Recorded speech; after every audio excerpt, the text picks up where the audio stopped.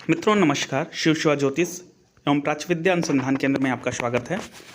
मित्रों, जिन लोगों का जन्म अश्लेषा नक्षत्र में हुआ हो उनका जो सौभाग्यशाली मंत्र होता है वह सर्पदेव का मंत्र होता है, क्योंकि अश्लेषा नक्षत्र वालों के जो देवता होते हैं वो सर्प होते हैं। इन लोगों को कभी भी सर्प को नहीं मानना चाहिए और जीवन में सदैव सर्प का आशीर्वाद लेना चाहिए। नाग मंदिर में दर्शन करना चाहिए, शिव जी का दर्शन करना चाहिए। जितनी नागों की सेवा करेंगे उतना ही ज़्यादा इनको उन्नति प्राप्त होती है।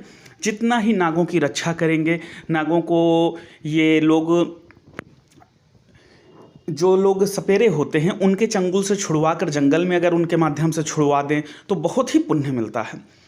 इनका जो सौभाग्यशाली मंत्र होता है वह होता है ओम सर्पेभ्यो नमः। मंत्र फिर से एक बार बोल रहे हैं, ओम सर्पेभ्यो नमः।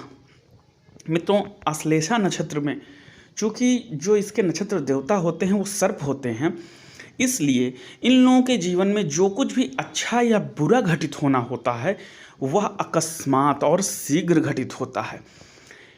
जितना अधिक सर्प देवता की कृपा इन लोगों को मिलती है, चूँकि सर्प जो है हमारे यहाँ नाग को देवता माना गया है और आपको नाग की जो शक्ति है, जो इनका आशीर्वाद है, या बहुत से ग्रंथों में प्राप्त हो जाता है कि नाग देवताओं के जो लोग प्रार्थना किए हैं, जो उनकी उपासना किए हैं, जो उनकी पूजा किए हैं, उन लोगों को बहुत ही जीवन में उन्नति मिली है और बहुत बड़े बड़े आशीर्वाद मिले हैं। ऐसे लोग पूरी तरह निरोगी हो जाते हैं। कभी भी जीवन में किसी भी तरीके का विष जैसी कोई चीज़ नहीं होती है। जैसे कि शरीर में कुछ ऐसे रोग होते हैं जो विष की तरीके से बढ़ते हैं, वो सारे रोग जीवन में यदि कभी भी आने की संभावना होती भी है भाग्य के कारण तो वो नष्ट हो जाती है। और सबसे बड़ी चीज़ ये है, इनको बहुत ही अच्छा मार्गदर्शन प्राप्त होता है। स्वप्न में सर्प देवता का स्पष्ट दर्शन प्राप्त होता है, बैठी हुई मुद्रा में दर्शन प्राप्त होता है, या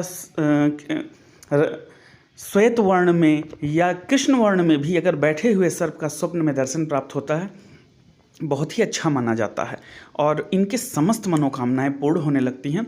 इनके जीवन की समस्त अभिलाषाएं पूर्ण होती हैं, सारे काम इनके बनने लगते हैं।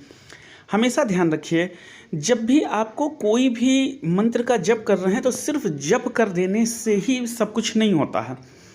आपको जप करने के साथ साथ अपना जिस क्षेत्र में आपको सफलता चाहिए उस क्षेत्र का कर्म भी करना पड़ता है।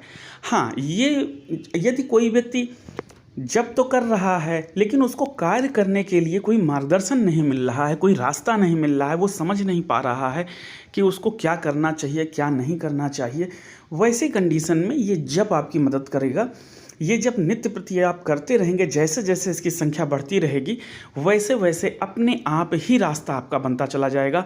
मार्गदर्शन आपको स्वयं खुद से प्राप्त होगा, या कोई ना कोई व्यक्ति जीवन में ऐसा स्थितियां क्रिएट होंगी, या कोई व्यक्ति जीवन में ऐसा प्राप्त होगा जिससे आपको मार्गदर्शन मिलेगा और आपको सारे सपोर्ट मिल जाएंगे जीवन में कुछ आगे बनने के लिए, कुछ करने के लिए। यदि जीवन में किसी भी तरीके का कोई कष्ट है, कोई बीमारी है, कोई समस्या है, तो उससे भी आप निजात पा जाएंगे इस मंत्र के जप से। ध्यान दीजिएगा, सर्प देवता को चूँकि धुएं से दिक्कत होती है, इसलिए इस मंत्र पर अधिक मात्रा में हवन नहीं होती है, हवन नहीं की जाती है, क्योंकि उनको धुएं से दिक्कत होती है। इसलिए केवल आपको मानसिक जप इसको अधिक से अधिक करना है और सर्प देवता को प्रणाम करना है। जीवन में कभी भी सर्प को मारना नहीं है। यदि कभी भी सर्प कहीं इस तरीके से आ जाए कि आपके पास कोई रास्ता नहीं, तो कोशिश कीजिए सपेरे को बुला करके पकड़वाने की या कोई अन्य माध्यम से, लेकिन मारने का स्वयं तो बिल्कुल भी प्रयास मत कीजिए जब तक कि आपका जीवन स्वयं संकट में ना हो।